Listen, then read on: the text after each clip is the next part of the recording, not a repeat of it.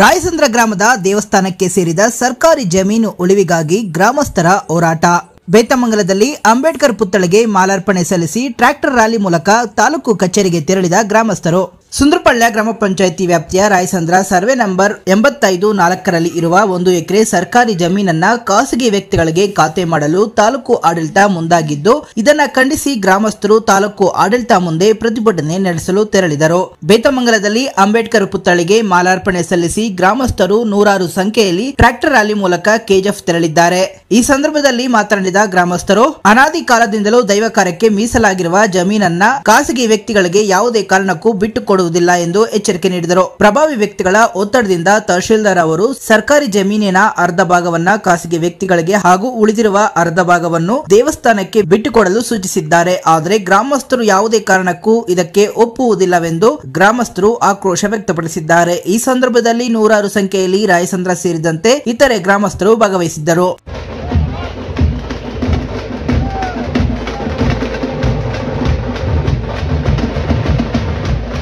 ಇದು ದೇವಸ್ಥಾನ ಜಾಗ. ಈ ಜಾಗವನ್ನು ನಮ್ಮ ಪೂರ್ವಿಕರಿಂದ ಅದು ದೇವಸ್ಥಾನಕ್ಕೆ ಇದೆ. ಇವಾಗ ಈ ಗೋವಿಂದ ಗೌಡು MLA ಅವ್ರು ಏನ್ ಮಾಡ್ತಾ ಇದ್ದಾರೆ ಅಂದ್ರೆ, ಅರ್ಧ ಅವ್ರಿಗೆ ಬಿಟ್ಕೊಡಿ, ಅರ್ಧ ನೀವು ಮಾಡ್ಕೊಳ್ಳಿ ಅಂತ ಹೇಳ್ತಾ ಇದ್ದಾರೆ.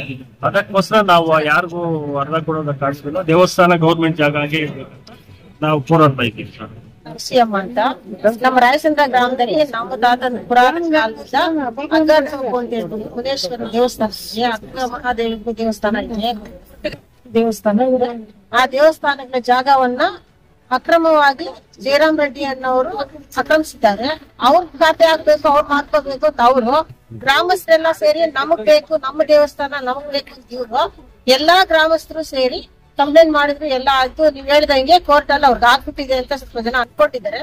ಬಟ್ ಅವ್ರಿಗೆ ಆಗಕ್ಕೆ 65ರಿಂದ 25ರವರೆಗೂ 2025ರವರೆಗೂ 65ರಿಂದ 25ರವರೆಗೂ ಗ್ರಾಮಸ್ಥರು ಈ ದೇವಸ್ಥಾನಕ್ಕೆ ಅಂತ ಹೇಳ್ಬಿಟ್ಟು ಎಲ್ಲಾ ಡಾಕ್ಯುಮೆಂಟ್ ಇದಾವೆ. ಆ ಡಾಕ್ಯುಮೆಂಟ್ ಪ್ರಕಾರ ನ್ಯಾಯಾಲಯವಾಗಿ ನಮ್ಮ ಗ್ರಾಮಕ್ಕೆ ಬೇಕು ಅಂತ ಹೇಳ್ಬಿಟ್ಟು ಹೋರಾಟ ಮಾಡಕ್ಕೆ ತಾಲೂಕು ಹೋಗ್ತಾ ಇದ್ದಾರೆ.